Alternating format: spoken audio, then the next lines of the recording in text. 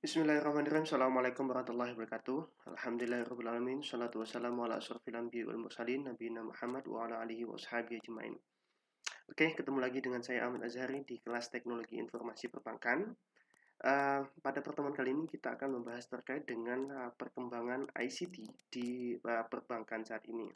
Nah, teman-teman saya harapkan sudah bisa melihat ya penjelasan sebelumnya terkait dengan uh, pengantar dari perbankan maupun materi sebelumnya itu terkait dengan bank syariah serta video terkait dengan respon dari Bank Indonesia terkait dengan hadirnya fintech yang memungkinkan menjadi ancaman ataupun menjadi kompetitor dari perbankan itu sendiri. Nah, pada pertemuan kali ini saya akan membahas sedikit terkait dengan penggunaan ataupun contoh-contoh penerapan dari ICT di perbankan.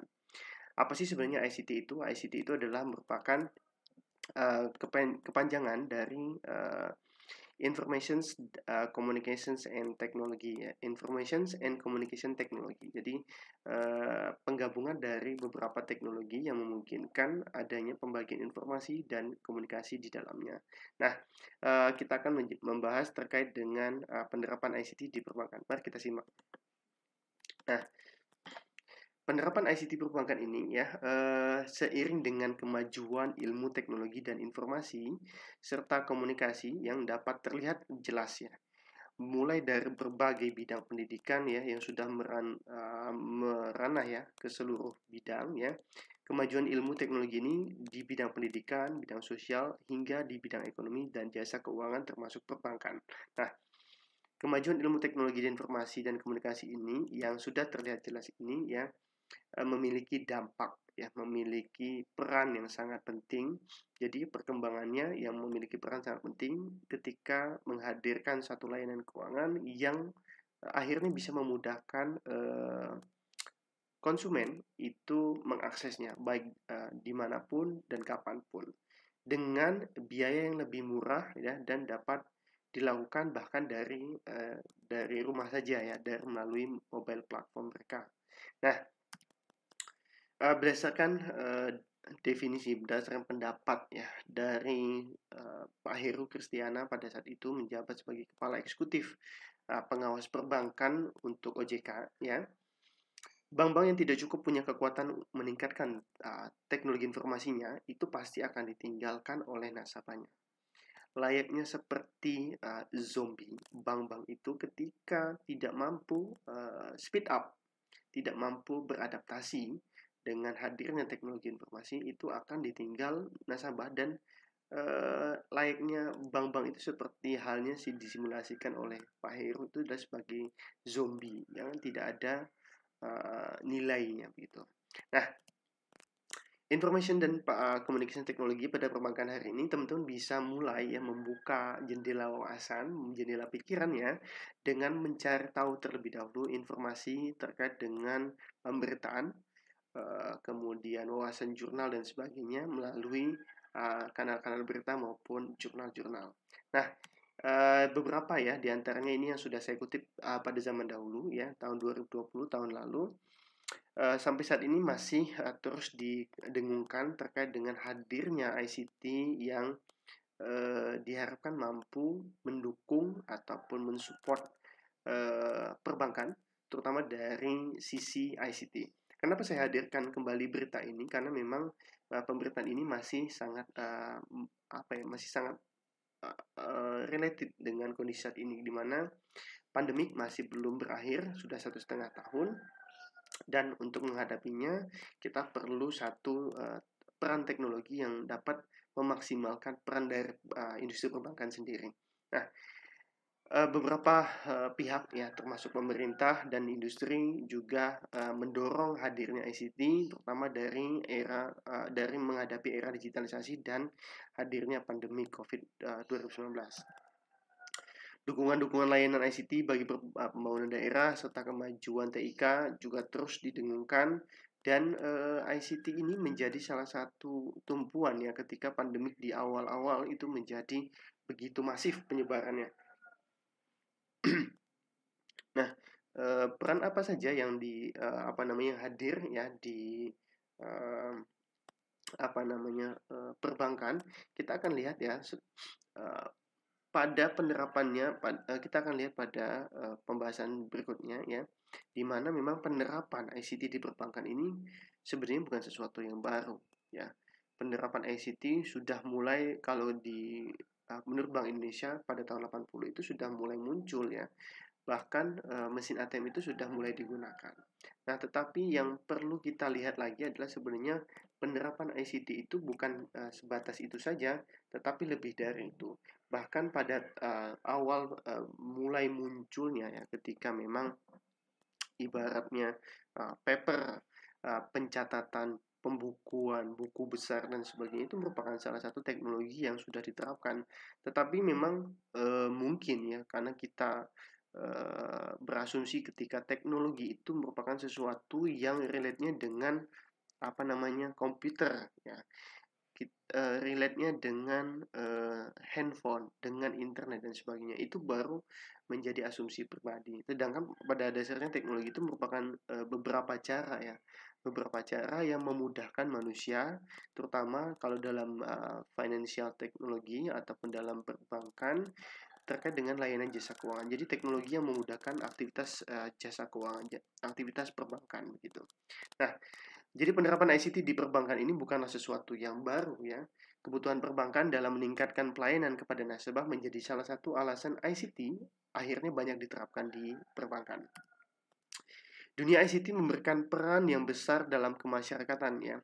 Di Indonesia sendiri, proyek ICT dalam kehidupan telah banyak memberikan kesejahteraan bagi masyarakat.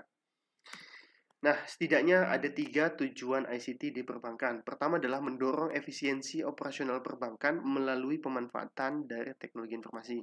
Ya, kita bisa lihat untuk kondisi saat ini, di mana awal-awal hadirnya pandemik, begitu banyak korban, termasuk tidak dipungkiri hadirnya di dalam perbankan sendiri berbagai desakan untuk hampir ya seluruh kantor itu melakukan WFH, itu akhirnya memaksa kita untuk menggunakan atau memanfaatkan IT sendiri. Nah, apa yang bisa dilakukan? Salah satunya adalah menggunakan VPN ya, Virtual Private Network. Memang ketika kita mengoperasikan terutama di jasa keuangan, kita harus menggunakan satu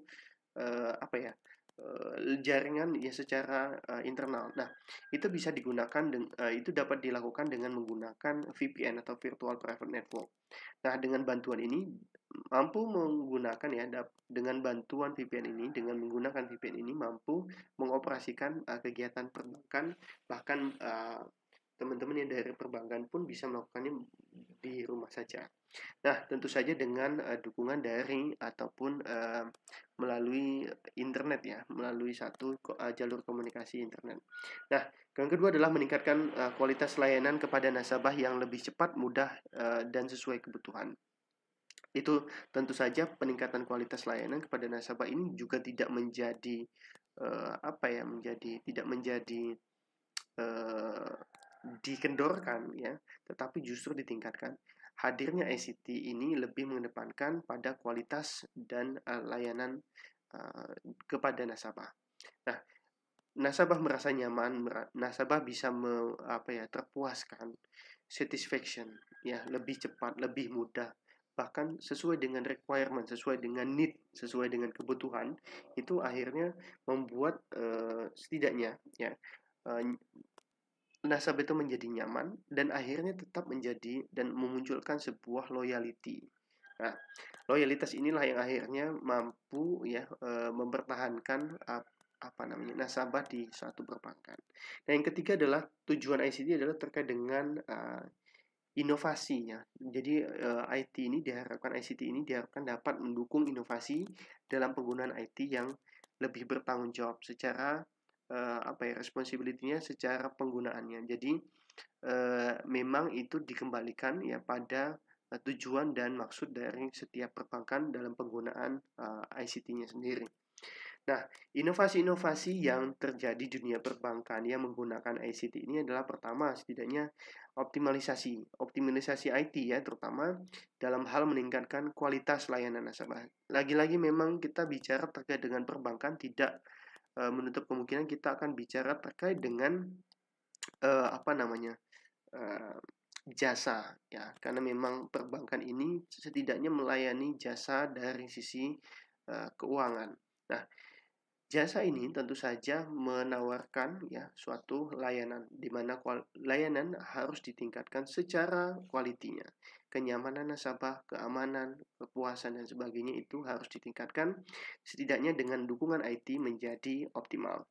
Kedua adalah terkait dengan teknologi ICT ini dalam pengelolaan rekening nasabah dan pengolahan transaksi.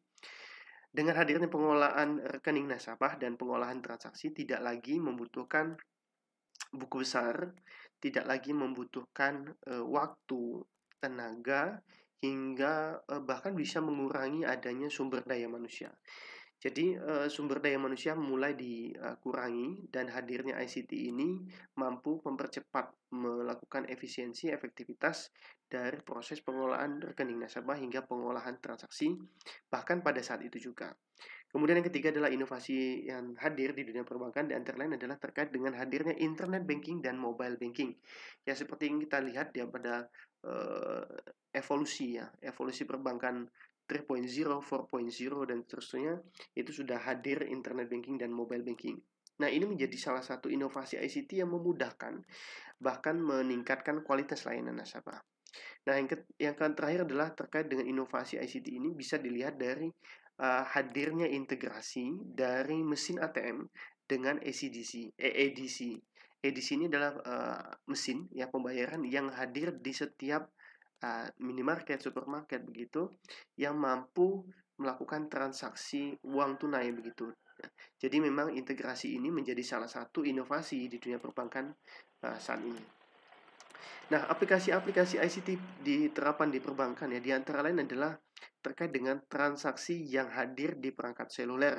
Nah, e-banking, mobile banking, phone banking, SMS banking, hingga apapun itu ya, yang terkait dengan penggunaannya di perangkat seluler yang mampu apa ya, melibatkan aktivitas transaksi ya, terutama di transfer uang, kemudian bahkan bisa melakukan top up itu menjadi salah satu contoh dari penerapan dari ICT sendiri. Nah, kehadiran mobile apps ini menjadi apa ya, menjadi salah satu bentuk inovasi dari perbankan dalam meningkatkan layanan dari kepada nasabah. Nah, kemudian yang kedua adalah kehadiran ATM yang tidak lagi terbatas oleh jam, tetapi sudah hadir 24 jam dan tersedia. Bahkan dari sisi security, mereka sudah menyediakan apa namanya CCTV dan juga beberapa sudah terintegrasi ke salah satu kantor kepolisian, sehingga ketika terjadi pencurian maka kepolisian setempat terdekat itu akan hadir. Nah, kehadiran auto teller machine itu selama 24 jam ya dapat diakses, dapat apa ya digunakan selama 24 jam secara operasional itu merupakan salah satu contoh dari penerapan ICT di perbankan. Kemudian yang ketiga adalah penggunaan database di bank-bank. Nah, penggunaan database di perbankan ini menjadi salah satu terapan. Jadi tidak lagi kantor cabang di perbankan itu ya memiliki database yang berbeda dengan kantor cabang yang ada di kantor pusat ya, kantor pusat di perbankan tersebut. Nah, penggunaan database yang bisa diakses secara bersama itu menjadi salah satu contoh terapan dari ICT. Kemudian yang keempat adalah sinkronisasi data pada kantor cabang hingga pusat. Nah, penggunaan database kemudian sinkronisasi ini menjadi salah satu contoh dari ICT terapan di perbankan. Dukungan infrastruktur jaringan yang andal dan beroperasi secara real-time didukung oleh sistem yang redundan, membuat komunikasi dengan klien menjadi lebih hemat, cepat, dan efisien. Kita tidak perlu lagi hadir, ya, terutama ke perbankan, kita bisa menggunakan email, bahkan kita bisa melakukan teleconference, bahkan untuk melakukan verifikasi secara langsung, ya, sehingga nasabah dapat dimudahkan tanpa perlu hadir secara fisik ke kantor terdekat, kantor perbankan terdekat. Nah, selain itu, pengelolaan infrastruktur jaringan juga berfungsi untuk memitigasi kegagalan sistem dan kemungkinan pemulihan jaringan secara otomatis atau atas suatu kerusakan peralatan tanpa menyebabkan gangguan terhadap layanan perbankan. Sehingga ya butuh satu pengelolaan manajemen sendiri ya untuk bisa mengatur adanya maintenance ya, untuk bisa menjaga dari keberlangsungan dari aktivitas perbankan secara digital. Nah, infrastruktur jaringan ini perlu dijaga, perlu dikelola untuk bisa memitigasi jika terjadi kegagalan sistem, sehingga mampu memulihkan secara otomatis atau secepat-cepatnya ketika terjadi kerusakan atau gangguan dari layanan tersebut. Dalam meningkatkan layanan, kemampuan infrastruktur ya perlu ditingkatkan. Penerapan skema arsitektur service oriented arsitektur atau SOA dan membangun sistem applications programming interface itu perlu dilakukan oleh perbankan. Nah, ini adalah beberapa contoh penerapan dari teknologi yang hadir di perbankan ya. Skema arsitektur service oriented arsitektur ini lebih pada bagaimana arsitektur jaringan yang mewadahi ya skema dari proses terjalinnya komunikasi antara bank dengan nasabah. Nah, penggunaan API ini ya itu merupakan salah satu contoh untuk penerapan interface yang memungkinkan layanan-layanan yang ada di perbankan itu digunakan di fitur-fitur mobile aplikasi. Ya, SOA merupakan suatu arsitektur sistem yang diterapkan dan dipergunakan berulang-ulang secara konsisten pada proyek-proyek serupa. Melalui SOA, bank dapat meningkatkan efisiensi dan kecepatan pembuatan aplikasi karena berkurangnya proses rancang ulang, di mana aplikasi tersebut dapat digunakan kembali oleh pengguna lainnya. Nah, kemudian API sendiri merupakan suatu framework yang dapat mempersingkat dan mempermudah proses interkoneksi antar sistem TI. Nah, seperti tadi saya disampaikan, gambaran adalah ketika teman-teman menggunakan mobile applications, sebenarnya fitur-fitur itu hanya diizinkan ketika si pemilik, tentu saja di perbankan, service-servicenya boleh digunakan di luar perbankan itu sendiri, di luar jaringan, di luar wadahnya atau di luar tempat perbankan itu seharusnya. Tetapi kita mampu menggunakannya melalui mobile applications yang secara tidak langsung ada responsibility terkait dengan perbankan itu sendiri. Guna merespon cepatnya pertumbuhan bisnis e-commerce dan fintech ya, lagi-lagi dua hal ini yang perlu digarisbawahi terkait dengan pesatnya pertumbuhan bisnisnya yang memerlukan koneksi ke layanan perbankan. Bank membangun API yang memungkinkan sistem IT suatu perusahaan terhubung dengan sistem perbankan. Nah, fitur-fitur, service-service, jasa-jasa, layanan-layanan yang tadinya disediakan secara human fisik ya, harus datang ke satu tempat, nah itu tidak lagi diperlukan, sehingga cukup melalui genggaman tangan melalui aplikasi mobile. Bank meyakini bahwa API ini merupakan solusi masa depan di tengah era interkonektivitas antar layanan. Ya, tahu nggak bahwa bank sebenarnya terus mewujudkan komitmen yang kuat dalam meningkatkan kualitas IT secara berkesinambungan.